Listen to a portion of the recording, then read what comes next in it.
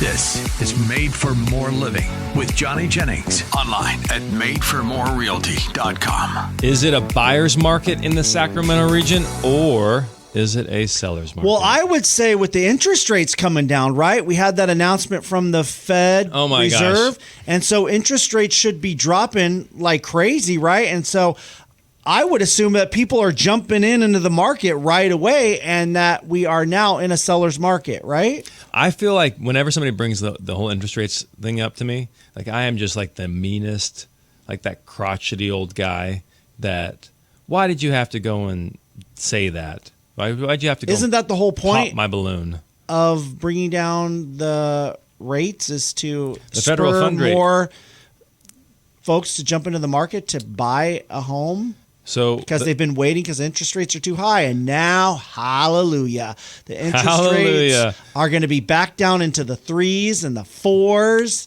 Trump did it. Too late, pal. He forced him to lower the rates. No, here's the reality. The Fed lowered rates twice last year, and rates went up.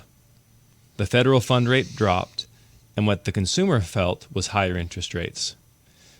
The Fed did drop rates recently by 0.25%. They're hinting at future Sure, they'll do it again by adjustments. the end of the year. Before they dropped the federal fund rate, most recently, interest rates were right about 6.15%, approximately. Okay, now that same metric that used to say 6.15 now says 6.37. So interest rates went up after the federal fund rate dropped. What's going on? Why is that? It has to do with the bond market and all this stuff, but the key takeaway is that just because the federal fund rate drops, just because the Fed lowered rates, does not mean the consumer now sees a lower interest rate. Does the Trump administration understand that? I mean, eventually... Do you need to have a meeting with them to let them know, hey, just because you did this doesn't mean that all of a sudden people are going to jump into the housing market because interest rates are going to be lower? Lowering the federal fund rate basically makes it cheaper for institutional investors to borrow money.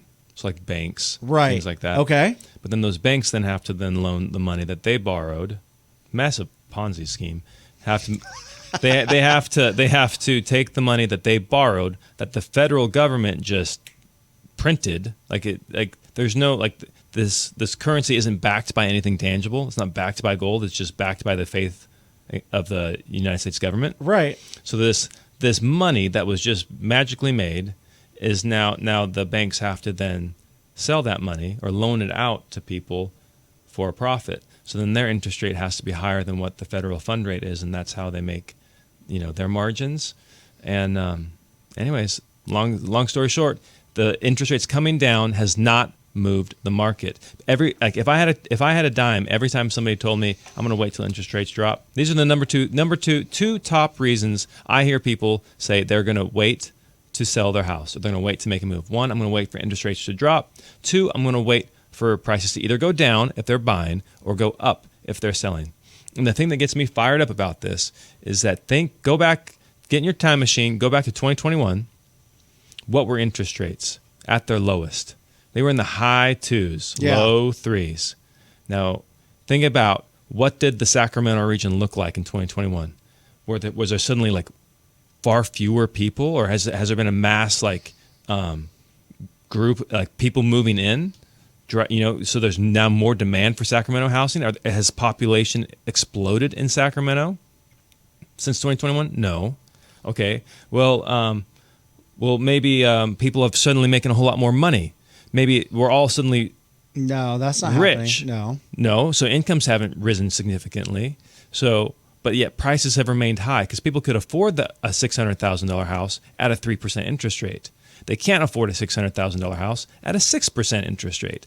So that leaves us two options. One, prices either have to soften or interest rates have to come down. So how do we get those interest rates down? Right, because nobody wants the price to soften. Right. Nobody wants that. And so, but that's... I'll take the latter. What I wish is that there would be... so like Rockland does a really good job of this. We had the Rockland city mayor at one of our meetings. She came in person. She's a lovely person. We're actually going to have her on the radio show. And she was talking about how Rockland is working hard to bring good jobs for Rockland people. Right? You have Oracle. You have all those dealerships. Sure, yeah. That is what I would like to see on a local level. How do we get incomes up? Because if incomes rise, so will the desirability of living here, so will the home prices. But if we're just trying to manipulate it based off interest rates, that's just a temporary solution. So to answer your question, no, the interest rate drop has not helped the market. And here's the other question. I'll just wait till spring. Well, guess what? That's what all your neighbors are doing. I am now bringing with me to every listing appointment, we have this algorithm that shows the likely move people in your neighborhood. The house that I'm going to visit today in Roseville, there's 15 potential upcoming sellers in that neighborhood, that immediate neighborhood in Roseville. So if this person does not choose to list their house and they want to wait till spring, they're going to be up against potentially 15 other people. But isn't there that many more buyers jumping into the market? No. So that's the problem. So what we're seeing is that generally the market has shifted out of a seller's market in many areas into a neutral market. So it's not necessarily slanted one way or the other, but I am seeing with increasing frequency a buyer's market. And so if your house is not priced correctly, if it is not priced to what's happening right now, then your house is sitting. So here's the thing. If your real estate agent is like the Made for More team, we have a Bay Area buyer marketing program. We have a special program to boost your property on Zillow. Right? Zillow's traffic is more than any other, the top competitors combined. Right. Okay? And so we have something to boost you on Zillow. If they have a proactive marketing plan, we call over 1,000 people every single week trying to find a buyer for your property. We run ads. Your ads are going to be seen over 10,000 times per week, right? And so if you have a real estate agent that's doing that for you and your house isn't selling, it's not because of a lack of exposure. It's because the price. And so what people are hanging on to the price and saying, hey, I'll wait till spring, prices will go up. Okay, how much is going to change in the next 6 months? There's not. Are people suddenly going to be making a whole lot more money? If the interest rate drops 1%, suddenly is everybody able to afford this house now? But don't you see a challenge in fewer people out there shopping and looking to buy a house? They usually wait until the spring or the summer when they have more free time so they can move and kids are not in school. There's definitely more movement in the market. So there's more buyers out there shopping. You have a more opportunity to sell your house because there's more customers available. There's definitely more movement in the market, but that doesn't mean it's a seller's market in spring. It just means there's more buyers in the market as well. But guess what? There's also more sellers in the market as well. Yeah. And so what we typically see is we see inventory surge in late spring, early summer, because now that's when all the sellers are putting their homes on the market. And so if you're looking to sell your house, and here's the thing, is that I firmly believe prices will soften. I think there is not, when you can rent a house by 10 to 15%, when you can rent a house for cheaper than what it would cost to own in that same community, you can send your kids to those schools, you can have the quality of life that you want. You're right, and you think prices are going to come down anyways. If it's cheaper to rent than to buy, that's an indication to me that the market needs to adjust. But because you're right. For a long time, rent was really high. Rent kept going up and up and up. Yeah. And it was more expensive to rent than it was to buy a house. And then at that point, a lot of people justify, you know what makes sense? I will own the home so that way I don't keep having these. It's cheaper for me to own than to rent. Like when you start hearing that again, then I think we're moving into a more healthy of a real estate market. But right now, people are like, hey, I'm going to wait till the spring. Okay, well, even if the Fed drops the rate 1%, you're not going to, what you're going to see is you're going to see all these people who are now have 2% and 3% interest rates that are not wanting to move because they don't want to give those up. They're now going to put their house on the market because then they figure, hey, a 4% interest rate makes sense for my family. So you're going to see a flood of people who've been sitting in these homes for the last 7 to 10 years waiting for interest rates to come down. So it's just classic supply and demand. And right now there is limited supply, and that's why interest rates haven't affected prices as much as they have. But what I predict is that you're going to see more houses come to the market in spring than there are right now. So if you wait, it'll cost you.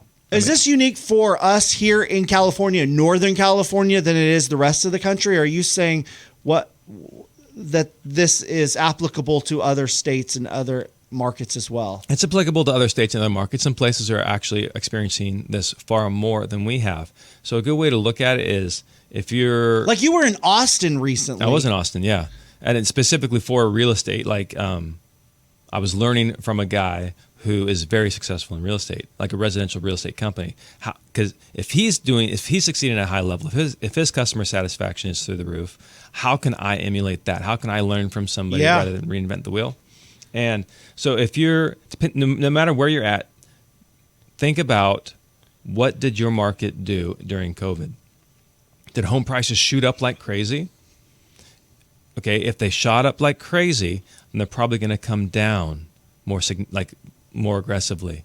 Austin shot up like crazy. I had this exact conversation with him. He told me that the average price went from about $375 to $600 at its peak.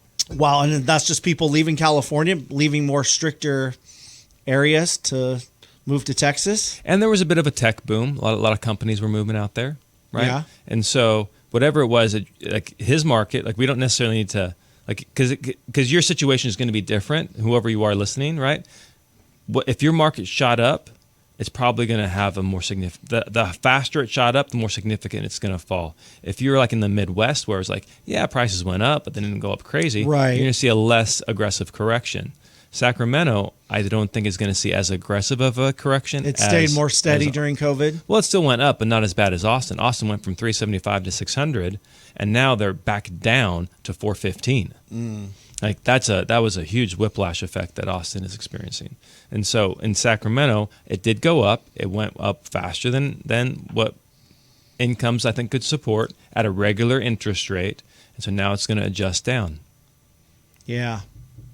So that's so long story short, is it a buyer's market? Is it a seller's market? We are trending towards neutral market across the board. It just depends on your specific neighborhood, your zip code. Right. That's what it all comes down to. Right. Yeah. So again, go to madeformorerealty.com, book an appointment with us. It's free. It doesn't cost you anything. And we can come out and give you an opinion. Like there's one house in that we had listed.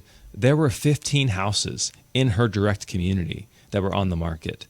That's not every market, but that is definitely a buyer's market, right? And so if there's 138 homes in your community and 15 of them are on the market at the same time, that's tough.